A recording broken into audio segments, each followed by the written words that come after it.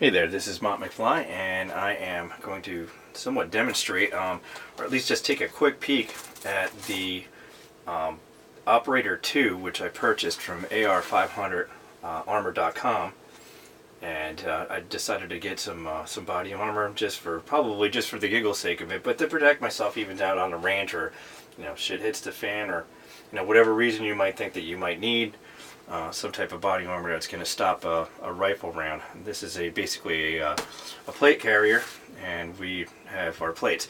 The actual plate carrier is made by Condor, and well, I haven't really tried it on, and it seems like there's enough adjustments here where it's going to fit anybody up to what they said was a 59-inch waist. I'm nowhere near that.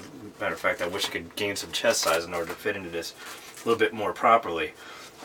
The weight from FedEx said that it was 34 pounds, and I have not tried this on with the full armor complement in it yet. But we're talking about AR500, and this will stop your 7.62, 5.56, apparently 308, as long as you're not using armor penetrating AP ammo. Any of the 9mm 38-45, that's not going to be a problem. In addition to that, what we did was you had to put on what they call a Paxon coat. That Paxon coat, it is doubled up on the rear and front facing panels, and this is supposed to be anti-spalling. There's enough videos out there you could take a look at all the tests that have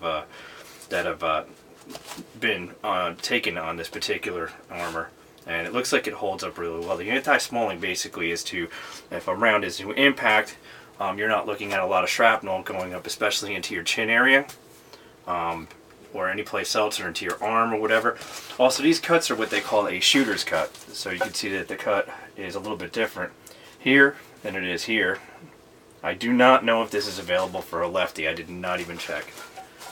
So I went with the front, rear, and I also went with the sides. Now the sides have the Paxon as well, but I will tell you, it feels like there's only one layer on here. It feels very smooth, as this feels like it's very bulky on the inside there. The Condor vest also came with a handgun holster, which, if you take a look at the pictures on the site, they basically got it mounted over here, which is great unless you've got a weapon slung. But I believe you can probably put this anywhere that you want. I've been through so many holsters, I can't even tell you, and I've never really been super happy with any of them yet, especially if I have a light on the weapon where I'd have to have something custom made, like maybe Blade Tech or anything like that. Haven't found the right one yet, and this came basically free with it, and I was just shocked at how nice that this felt.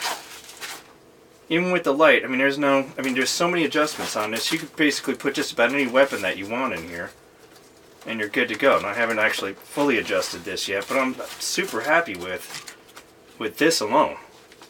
So, came with a couple of regular pistol mag holders, which again, you can put basically anywhere that you want. Very easily done. Nice button on here, and it fits the 1911 with no problem. But what was surprising was the Glock 30, as fat as this is, holding 10 rounds of 45, it still goes in with relative ease and just fits. I was kind of surprised at that. I thought, nah, that's not going to fit in there, and there it is. Now on top of that, they add in a couple of regular PMAG or whatever holders, which is fine. The armor goes in fairly easily. Let's see if we can kind of... And I have had no time with this, so you get to see the newbie in action as it stands. I'm not really sure where this goes or what the purpose is of it. I'm going to leave it on the bottom just to remove some contact from me. Or slip it under there.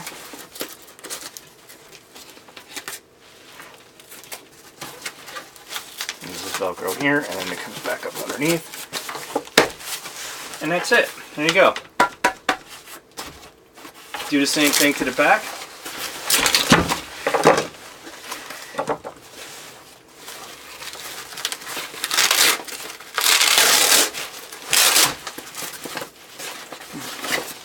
And you won't see anything new in here either.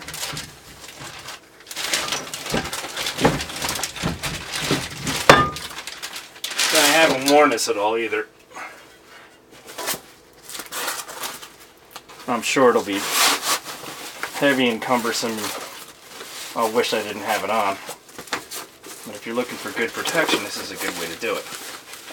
Again, now you got your back or your front, depending on how you're looking at this. I was assuming that this was the front of the chest, the carrier, but it looks like there isn't much difference here. And as a matter of fact, it just seems like it fits on my shoulders at least a lot better here, which doesn't really make a lot of sense because the actual clips are over here. But you know what? Whatever feels good, that's how I'm going to go with it. It's the same AR 500 plate, you know, no matter how you wear it. And then it's the same thing underneath here. This is where you'll put your side plate carriers.